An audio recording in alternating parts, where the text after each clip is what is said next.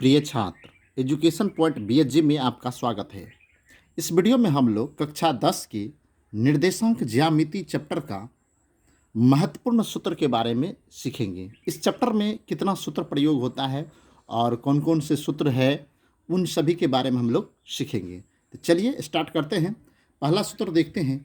देखिए, इस चैप्टर में सबसे महत्वपूर्ण सूत्र जो है, जो सबसे ज़्यादा उपयोग होता है, वह सूत्र है दो बिंदुओं के बीच की दूरी। दो बिंदुओं के बीच की दूरी। तो इसका हो गया, दो बिंदुओं के बीच की दूरी है। तो हम इसका कैसे लिखेंगे? सबसे पहले तो ये रूट देंगे, रूट दे दिए। Root under x1 minus x2 का होल स्क्वायर। देखिए, कुछ बुक में x2 माइनस x1 का होल स्क्वायर है, वह भी सही है और यह भी सही है। अब ये सहूलियत के हिसाब से मैं लिख रहा हूँ x1 माइनस x2 का whole square plus y1 minus y2 का होल स्क्वायर। क्लियर? इसमें आपको किसी प्रकार का कन्फ्यूजन नहीं होना चाहिए। अब आप समझे होंगे दो बिंदुओं के बीच की दूरी आप कैसे निकालेंगे। तो इसके लिए थोड़ा सा हम डिटेल्स में समझा देते हैं। जैसे मान लीजिए एक बिंदु यहाँ पर है, एक बिंदु यहाँ पर है, तो इस बिंदु का, हर एक बिंदु का दो निर्देशांक होता है। इसका मान लीजिए x1 है, इसका y1 निर्देशांक है, इसका भी x2 है और इसका y2 है। तो इस तरह से होता है और इसके बीच का जब दूरी निकालना है तो आप इस प्रकार से इस सूत्र का प्रयोग करेंगे। क्लियर हो गया? तो हम अगला प्रश्न देखते हैं, अगला सूत्र देखते हैं। अगला सूत्र है मूल बिंदु से दूरी। देखिए, जब हमें मूल बिंदु से दूरी निकालना, कोई बिंदु दिया हुआ है और हमें मूल बिंदु से निकालना है, तो उसके लिए हम कैसे निकालेंगे? तो उसके लिए क्या होगा?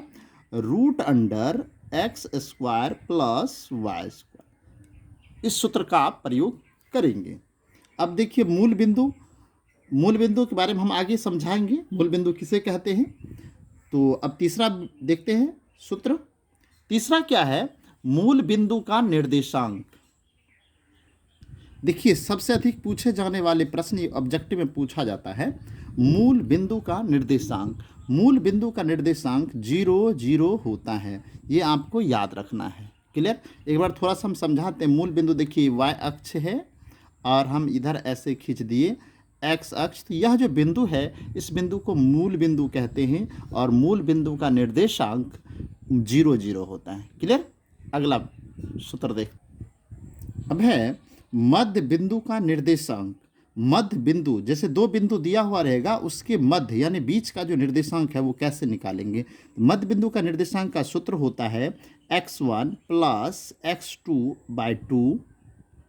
y निर्देशांक निकालने के लिए क्या करना पड़ेगा? y1 प्लस y2 बटे 2।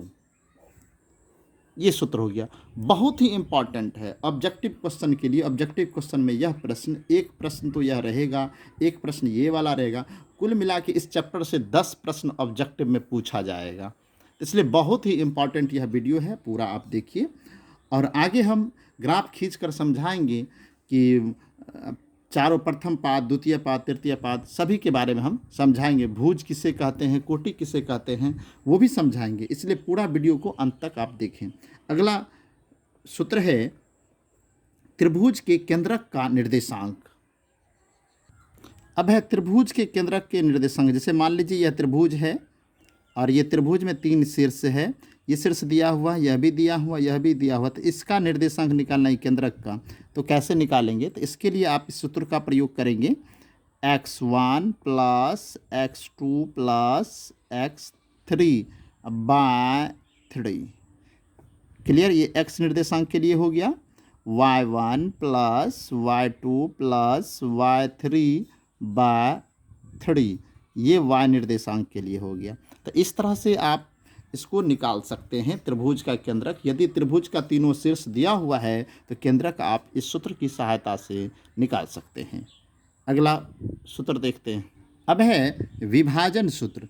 इससे पहले मैं बता दूं कि आगे जो है लास्ट में आपको हम बताएंगे भुज किसे कहते हैं, कोटि किसे कहते हैं और चारों चतुर्थांश के बारे में समझाएंगे। इसलिए आप वीडियो पूरा अंत तक देखें। और अभी तक यदि हमारे चैनल को आप सब्सक्राइब नहीं किए हैं तो सब्सक्राइब कर लीजिए और हमारे वीडियो को लाइक कर दीजिए। चलिए आगे देखते हैं विभाजन सूत्र आप कैसे लिखेंगे। विभाजन सूत्र क्या होता है, जैसे मान लीजिए कोई रेखाखंड है, इसको हमें दो भाग में विभाजित करना है। मान लीजिए कहीं पे हम यहाँ पे विभाजित करना है, तो अनुपात में विभाजन करना है। इसके लिए कौन सा सूत्र लगाएंगे, देखिए इसका याद करने का तरीका भी हम बता देंगे और आप जल्दी से लिख भी लेंगे। कैसे लिखेंगे, देखिए लिखना है m1, थोड़ा हटा के लिखना है m2, और फिर बटे में लिखना है m1 प्लस m2। देखिए ऊपर भी m1 प्लस m2, नीचे भी m1 प्लस m2। तो अब यहाँ पे करना क्या है, यहाँ पे आपको लिखना है x2 और यहाँ लिखना है x1। क्लियर, आप देख लिए। ठीक इसी प्रकार हमको यहाँ पर भी लिखना है m1, थोड़ा हटा कर लिखेंगे m2, अब बटे m1 यहाँ नीचे सटा कर लिखेंगे m2। अब यहाँ पे क्या करना है, ये तो x निर्देशांक इससे निकलेगा, इससे y निर्देशांक निकलेगा, तो यहाँ लिखेंगे y2 y1। क्लियर, इस तरह से ये विभाजन सूत्र हो गया। विभाजन सूत्र इसी तरह से आपको ये विभाजन सूत्र हुआ, इससे आपको विभाजन वाला जो निर्देशांक है वो आप इसकी सहायता से निकाल सकते हैं। सातवां प्रश्न, सातवां सूत्र है त्रिभुज का क्षेत्रफल। त्रिभुज का क्षेत्रफल कब निकालेंगे, देखिए त्रिभुज का क्षेत्रफल वैसे तो 1/2 आधार गुना शीर्षलंब होता है, लेकिन यहाँ पर जब त्रिभुज का 3 शीर्ष दिया होता है तो आप कैसे निकालेंगे। सबसे पहले आप 1/2 लिख देंगे, यहाँ बड़ी कोष्ठ देंगे, यहाँ लिखेंगे x1, थोड़ा हटा कर लिखेंगे प्लस x2, ये ट्रिक मैं समझा रहा हूँ, प्लस x3। क्लियर हो गया। अब यहाँ भी ऐसे कोष्ठ में दे दीजिए, ऐसे भी कोष्ठ में दे दीजिए, और यहाँ भी ऐसे कोष्ठ दे दीजिए, और यहाँ बड़ी कोष्ठ को बंद कर दीजिए। अब आप ध्यान से देखिए, यहाँ पर हम लिखे हैं 1/2 x1 plus x2 plus x3, ऐसे लिखे हैं। अब ये जो आप देख रहे हैं ब्रैकेट दिए हैं, इसमें क्या करेंगे, हम y माइनस वाई लिखेंगे, इसमें भी y माइनस वाई लिखेंगे, इसमें भी y माइनस वाई लिखेंगे। क्लियर।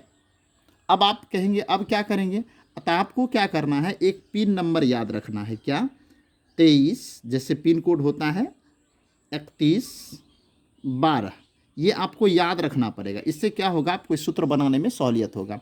अब ये 23 है तो इसमें लगाना है 2 3, यहाँ पर 3 1, यहाँ 1 2, ये आपका सूत्र रेडी है। त्रिभुज का क्षेत्रफल आप इस तरह से बनाएंगे। क्लियर, ये सूत्र जो है आप ऐसे लिखेंगे।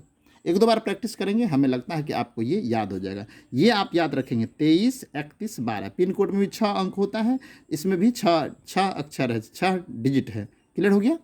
आगे बढ़ते हैं। अब हमको समझना है भुज और कोटि किसे कहते हैं।